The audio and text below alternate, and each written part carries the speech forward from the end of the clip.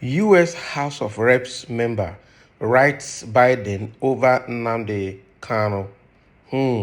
So this is international attention now coming from the United States of America. A member of the House of Reps has written the U.S. President Joe Biden, to do something about Nnamdi Kanu immediately. Let's see what he's talking about. Jarvis Johnson, a member of the Texas House of Representatives representing District 139, on Tuesday wrote to the United States government led by President Joe Biden, urging authorities to facilitate the unconditional release of Nnamdi Kanu, the detained British Nigerian leader of the banned indigenous people of Biafra, IPOB. Politics Nigeria reports that in the letter, Johnson told Biden that the Abia State Court judgment of January 19, 2022 exonerated Kanu from jumping bail.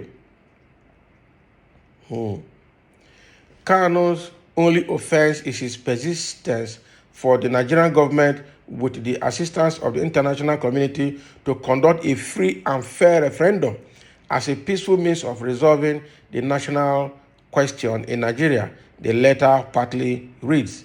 Reacting to Johnson's letter, Barrister Aloy Ejimako, Kanu's special counsel, thanked the American politician for the attention he's bringing. Thank you, Jarvis Johnson. Enough said, Ejimako wrote on his known Twitter handle on Wednesday. Wow. So Jarvis Johnson is a member of the U.S. House of Representatives, now writing the United States of America to get Nnamdi Kanu released. Let me read a bit of that letter, right? It has a stamp seal, the state of Texas, right? State of Texas House of Representatives, Jarvis Johnson, District 139. That is the letter heading. And the salutation for immediate release, November 12, 2022. Sir Jarvis Johnson and the Biafran Advocacy Group, BAG, urged the U.S. government to facilitate Mazi Nnamdi Kanu's unconditional release. Texas State Representative Jarvis Johnson, Democrat Houston, and the Biafran Advocacy Group, BAG, a human rights organization based in the U.S., urges the U.S. government to join other governments and organizations to compel the Nigerian government to immediately release Mazi Nnamdi Kanu, the leading freedom and human rights advocate for the Igbos and other oppressed Nigerian minority tribes. Mazi Nnamdi Kanu, a British citizen, was kidnapped in Kenya on June 19, 2021. After a week of torture in Kenya, Kanu was forcibly taken to Nigeria. Kanu was charged to court by the Nigerian government on alleged offenses committed in the United Kingdom. And after a series of spurious amendments of its charging instruments, a series of continuous adjournments of court dates, and a foiled plot to conduct a secret and quasi-military trial of Kanu by the Nigerian government, he has finally had his days in the Nigerian court. Now, the Abia State High Court judgment of January 19, 2022 exonerated Kanu from jumping bail and ordering the Nigerian government to apologize and pay him compensation for the military invasion of his ancestral home on October 13, 2022. The Nigerian Court of Appeal in Abuja, Nigeria, unanimously held Nigeria's government detention of Kanu as illegal. The court found Kanu was kidnapped from Kenya and unlawfully detained in Nigeria. The Federal High Court, Umuahia, judgment of October 26, 2022, ruled Kanu was extraordinarily renditioned and ordered compensation for him. Kanu was denied basic human rights and independent specialist medical care for an ongoing heart ailment. Rather than comply with these legal decisions and mandates, the Nigerian government has refused to release Kanu and has resorted to delaying tactics to alter the course of justice. Kanu's only alleged offense is his persistent request for the Nigerian government, with the assistance of the international community, to conduct a free and fair referendum as a peaceful means of resolving the national question in Nigeria. This is consistent with international law and practice. It was via a referendum that the 30 years war in Sudan was resolved.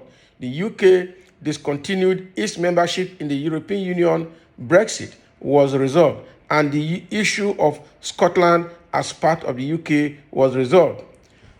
Texas State Representative Jarvis Johnson calls on the United States government and other agencies to facilitate, as ordered by the Nigerian Court of Appeals and the United Nations Working Group Opinion number A/HRC/WGAD/2022/25, the immediate and unconditional release of Kanu from his unlawful detention in Nigeria. So this is the letter that Jarvis Johnson is writing on behalf of Nnamdi Kanu, and he is a member of House of Representatives, state representative from Texas. And this letter was written straight to Joe Biden, the President of the United States of America, to immediately do something about the release of Nnamdi Kanu from detention. This is a very welcome exercise that as an international body in the United States is doing something about the release of Nnamdi Kanu. Meanwhile, the United Kingdom, where Kanu traveled from to go to Kenya, and where Kanu is also a citizen with British passport, has failed to do something up till now. It means that they have hand in the what is happening to Nnamdi Kanu.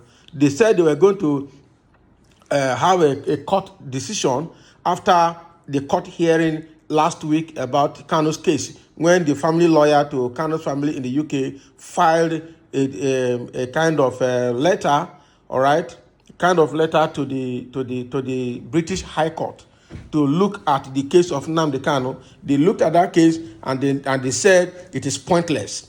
But then they were going to make a decision to conclude the case. Up to now, the court has not made any decision.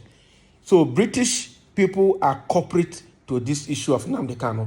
If they really want Nnamdi Kanu to be released, Nnamdi Kanu would have been released before now. So they are aligning, I'm obviously sure that they are aligning with the Nigerian government to keep Nnamdi Kanu in that detention. But look at what people are doing from the United States, asking that something has to be done.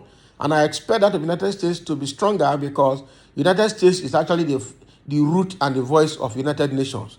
So Biden, Joe Biden, the U.S. president, must respond to this letter written by this Texas state representative, Jarvis Johnson.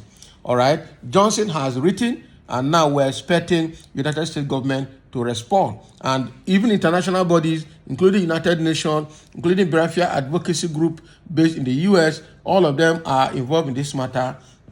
And I see no reason why the international body is not intervening. It means that, I don't know, is it because of the sovereignty of Nigeria or what? Yeah, Nigeria is a sovereign nation and can make decisions, but even at that, they shouldn't open their eyes and see countries meting out injustice to the citizens. It's actually not acceptable. So we're expecting this letter to be responded to by the U.S. president, and let's see how it goes in Nnamdi Kanu. I hope that one day Nnamdi Kanu will be out of that place. That referendum they're running from, they will conduct it by force. When the time will come, nobody will tell them to conduct it. They will conduct it by default. Because what we need, the kind of injustice going on in Nigeria today, is only referendum that will solve it. We are just forcing ourselves to stay together. We are actually not together, and we are not meant to be together. That amalgamation that was done by Lord Lugard in 2014 is actually the biggest problem that we have. Nigeria had peace prior to that amalgamation. All right, it was an amalgamation that forced us together, and they gave the British a false impression. The Northerners a false impression that they need to hold Nigeria tight. They need to hold government, otherwise they become irrelevant over time. And that is what they're holding on to, claiming that ruling Nigeria is their birthright and they own Nigeria. And that is what is also giving the Fulanis the impetus to do what they're doing in this Buhari's administration. So let's hope that this letter that has been written to Joe Biden will yield result in no time. So thank you for listening, and let's have your comment as well below. This is intervention and a kind of support coming from the United States of America.